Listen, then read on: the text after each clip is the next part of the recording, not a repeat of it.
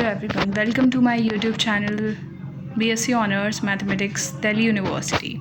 तो हम लोग ऑर्डिनरी डिफरेंशियल इक्वेशन पढ़ रहे हैं दिल्ली यूनिवर्सिटी के सिलेबस के बेसिस के ऊपर। ये हमारा कोर सब्जेक्ट सेमेस्टर 2 में है। तो कल हमने क्या पढ़ा था, एग्जैक्ट डिफरेंशियल इक्वेशन कल हमने कवर किया था और हमने कहा था कि नॉन एग्जैक्ट डिफरेंशियल इक्वेशन हम आगे आने वाले लेक्चर्स में आपको पढ़ाएंगे। तो एग्जैक्ट डिफरेंशियल इक्वेशन में हमने पढ़ लिया था कि अगर del M upon del Y is equals to del N upon del X है तो हम उसका डायरेक्ट जनरल सोल्यूशन निकाल सकते हैं। ये हमारी कंडीशन होती है एग्जैक्ट डिफरेंशियल इक्वेशन की। अब आज हम बात करेंगे नॉन एग्जैक्ट डिफरेंशियल इक्वेशन के ऊपर। नॉन एग्जैक्ट डिफरेंशियल इक्वेशन को हम एग्जैक्ट डिफरेंशियल इक्वेशन कैसे बनाते हैं। जब हम नॉन एग्जैक्ट डिफरेंशियल इक्वेशन को एग्जैक्ट डिफरेंशियल इक्वेशन बनाते हैं उस प्रोसेस को हम इंटीग्रेटिंग फैक्टर बोलते हैं। ये हमारा पहला रूल है। 4 रूल होते हैं नॉन एग्जैक्ट डिफरेंशियल इक्वेशन को एग्जैक्ट डिफरेंशियल इक्वेशन बनाने के लिए। आज हम रूल 1 कवर करेंगे और आगे आने वाले लेक्चर्स में हम rule 2, rule 3 and rule 4 cover करेंगे धीरे धीरे। तो रूल 1 क्या है, del M upon del Y minus del N upon del X is equals upon N is equals to F X. इसका integrating factor E integration of F x D X. ये rule हम कब use करते हैं, जब इसकी value x का function आता है तो हम ये वाला रूल यूज़ करते हैं। जैसे क्वेश्चन में हम आपको बताएंगे कि इसकी वैल्यू एफ एक्स एक्स का फंक्शन आती है कि नहीं आती है। अगर x का फंक्शन आती है तो हम इस वाले रूल का यूज़ करेंगे। जैसे हमने ये क्वेश्चन लिया है X square plus Y square plus 1 D x minus 2xy D Y is equals to 0। Comparing with M D X plus N D Y is equals to 0। M की value X square plus Y square plus 1 del M upon del Y 2y आ जाएगा, इसको differentiate कर देंगे। Del N upon del X minus 2y आ जाएगा, इसको differentiate कर देंगे। तो del M upon del Y is not equal to del N upon del X. तो given equation is not exact differential equation. Exact differential equation की तो condition ही ये होती है कि del M upon del Y is equals to del N upon del X. तो ये हमारी एग्जैक्ट डिफरेंशियल इक्वेशन नहीं है। अगर एग्जैक्ट डिफरेंशियल इक्वेशन होती तो हम कल की तरीके डायरेक्ट जनरल सोल्यूशन निकाल लेते, लेकिन ये हमारी एग्जैक्ट डिफरेंशियल इक्वेशन नहीं है। इसको पहले हमको एग्जैक्ट डिफरेंशियल इक्वेशन बनाना पड़ेगा। तो अभी हम रूल 1 पढ़ रहे हैं तो हम रूल 1 का यूज़ करते हैं इसमें। तो del M upon del Y minus del N upon del X upon N, इसकी वैल्यू पुट कर दो। इसकी वैल्यू कितनी आई है del M upon del Y की 2y माइनस माइनस रख दिया। Del N upon del X की वैल्यू कितनी आई है माइनस का 2y लिख दिया अपॉन कैपिटल एन कितना है माइनस 2xy। तो इज इक्वल्स टू इसको माइनस माइनस प्लस तो 4y अपॉन माइनस का 2xy, इसको कैंसिल करेंगे तो कितना आ जाएगा 2 अपॉन माइनस का x फंक्शन ऑफ x। ये काहे का फंक्शन आ गया, x का फंक्शन आ गया। मैंने आपको बताया अगर x का फंक्शन आ जाएगा तो हम रूल 1 का यूज़ कर लेंगे। x का फंक्शन आ गया इसलिए हम रूल 1 का यूज़ कर रहे हैं। Integrating factor e to the power integration f x D x. Integrating factor f x की वैल्यू कितनी आई है 2 अपॉन माइनस एक्स रख दो, 2 minus 2 upon x D x. ठीक है, माइनस 2 बाहर आ जाएगा और 1 अपॉन एक्स का इंटीग्रेशन कितना हो जाएगा लॉग एक्स। और ये तो हमने पढ़ाई है अपने पिछले क्लासेस में, a log b is equals to log B A. ठीक है, तो e log x to the power minus 2 X. हाँ, एक चीज़ आपको और बता दूँ मैं, e to the power log something है तो वो इज इक्वल्स टू समथिंग हो जाएगा। जैसे एक बार फिर से बता रही हूँ, e to the power log something is equals to something. Example e to the power log X square, ये something is equals to something X square. वैसे ही यहाँ पे आएगा e to the power log something is equals to something X to the power minus 2 जो कि हो गया 1 अपॉन एक्स स्क्वायर। तो इंटीग्रेटिंग फैक्टर कितना आ गया 1 अपॉन एक्स स्क्वायर। अब इसको multiplying integrating factor to the given equation. हमें इक्वेशन क्या गिवन थी, हमको इक्वेशन ये दी गई थी x square plus Y square plus 1 D x minus 2x by d Y is equals to 0। ये हमको इक्वेशन दी गई थी, इसी से 1/x² को मल्टीप्लाई कर दो, मल्टीप्लाई किया, ठीक है। तो x² दोनों कैंसिल, y² वैसे ही लिख दिया, 1/x² dx minus 2x cancel तो 2y/x dy is equals to 0। x² cancel, 1 आ गया, y² plus 1/x² dx minus का 2y/x dy is equals to 0। अब इसको कंपेयर कर दो, जो हमने कल फॉर्म पढ़ी थी m dx plus n dy is equals to 0। m की वैल्यू कितनी है 1 plus y² plus 1/x²। n की वैल्यू कितनी है माइनस का 2y/x। अब हम इसमें जनरल सोल्यूशन निकाल लेंगे। m dx जैसे हमने कल निकाला था, यही तो हमारा फार्मूला होता है जनरल सोल्यूशन का। मैंने कल आपको बताया था कि जनरल सोल्यूशन का फार्मूला एग्जैक्ट और नॉन एग्जैक्ट दोनों ही इक्वेशन में सेम ही होता है। एग्जैक्ट डिफरेंशियल इक्वेशन में भी सेम होता है, नॉन एग्जैक्ट डिफरेंशियल इक्वेशन में भी सेम होता है। तो integration of m dx plus integration of terms in n free from x dy is equals to 0। तो integration of m dx value put कर दी, इंटीग्रेट कर दिया इसको, 1 dx सेपरेट कर लिया plus y² dx plus integration of 1/x²। 1 का integration x होता है प्लस y² कॉमन ले लिया, x ऊपर चला गया तो -2 dx प्लस ऊपर चला गया -2 dx। अब x का x, y² x to the power n कितना होता है, तो x to the power n का फॉर्मूला लगाया यहाँ पे, तो आ गया x to the power -2 + 1 -2 + 1 plus same इसमें भी लगाया, तो हमारा क्या आ गया x plus y² x to the power -1/-1 plus x to the power -1/-1। ये माइनस ये प्लस माइनस हो गया, ये माइनस ये प्लस ये माइनस हो गया, तो इंटीग्रेशन ऑफ m dx आ गया।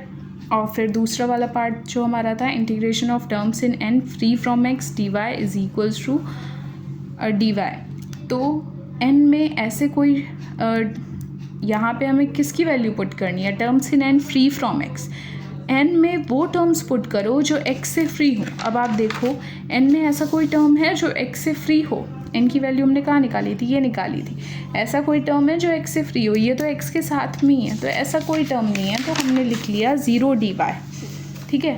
और फिर हमने हमारा m dx की तो वैल्यू आई गई थी, इसकी तो 0 ही है, तो इज इक्वल्स टू c। यही हमारा क्या हो गया, आंसर हो गया, जनरल सोल्यूशन। तो हमने सॉल्व कर दिया। एक और क्वेश्चन मैं आपको इसके ऊपर बता देती हूँ। Question number 2, x to the power 4 plus y to the power 4 dx minus xy³ dy is equals to 0।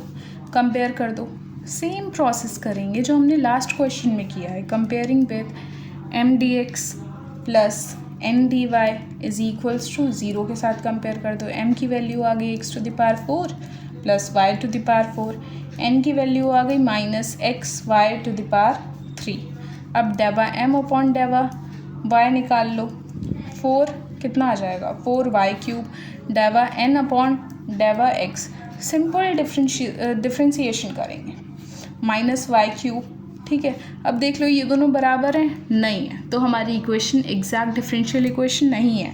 अब हमको एग्जैक्ट डिफरेंशियल इक्वेशन बनाना पड़ेगा। तो ये इक्वेशन कैसी है, नॉन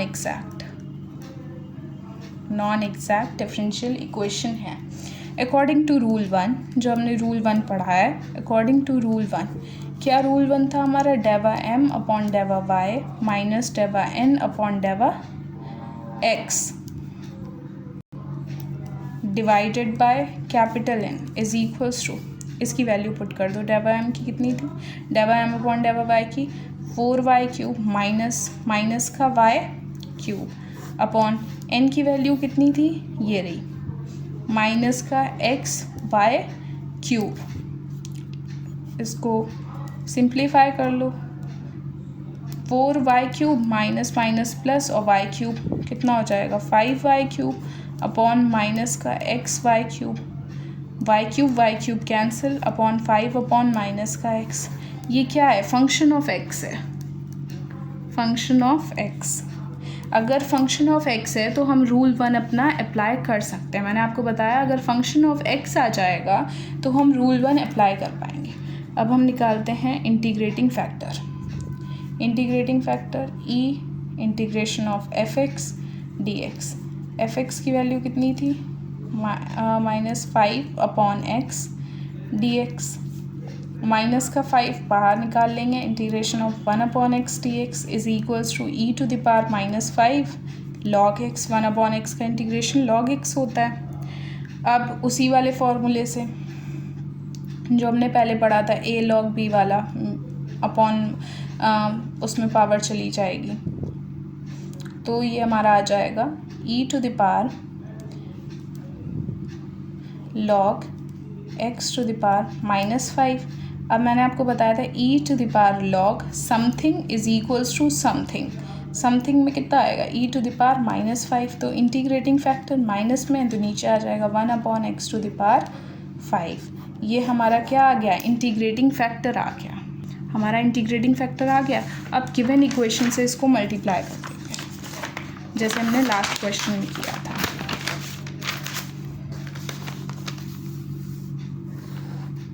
जैसे हमने लास्ट क्वेश्चन में किया था, मल्टीप्लाई कर देंगे इंटीग्रेटिंग फैक्टर से। Multiplying by integrating factor to the given equation. ठीक है, x to the power 4 plus y to the power 4 upon x to the power 5 dx multiply कर रहे हैं upon minus x to the power y cube x to the power 5 dy is equals to 0। Simplify करो। x to the power 4 x to the power 5 plus x y to the power 4 upon x to the power 5 dx minus y to the power 3 एक x से एक x cancel upon x to the power 4 dy is equals to 0। ये कितना आ जाएगा? 4x 5x एक x बचेगा 1 upon x plus y to the power 4 upon x to the power 5 dx minus y cube upon x to the power 4 dy is equals to 0। इतना आ गया। तो ये हमारी एग्जैक्ट डिफरेंशियल इक्वेशन आ गई है। अब चेक मत करने बैठ जाना, हमने तो रूल से निकाली है तो हमारी एग्जैक्ट डिफरेंशियल इक्वेशन तो ये हो ही गई। तो हम इसमें डायरेक्ट अब जनरल सोल्यूशन निकाल सकते हैं। हमारा फॉर्मूला तो आपको पता ही है, इंटीग्रेशन ऑफ m dx कितना होता है? Integration of terms in n free from x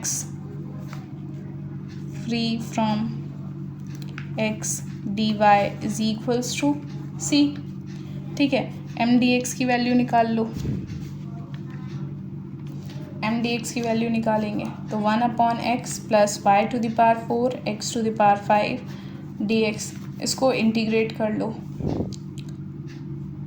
ठीक है, इंटीग्रेट करने पे ये आ जाएगा आपका, आप लोग इंटीग्रेट कर लेना, log x minus y to the power 4 upon 4 x to the power 4। ये आ जाएगा इंटीग्रेशन पे, आप लोग इंटीग्रेट कर लेना। इसकी वैल्यू कितनी हो जाएगी? Terms in an free from x 0 dy हो जाएगी। पूछो क्यों 0 dy हो जाएगी मैम? क्योंकि n में ऐसा n के वो टर्म्स लिखने हैं जो कि फ्री फ्रॉम x हो। n की वैल्यू कितनी आई थी हमारी? n की वैल्यू आप लोग देखो कितनी आई थी।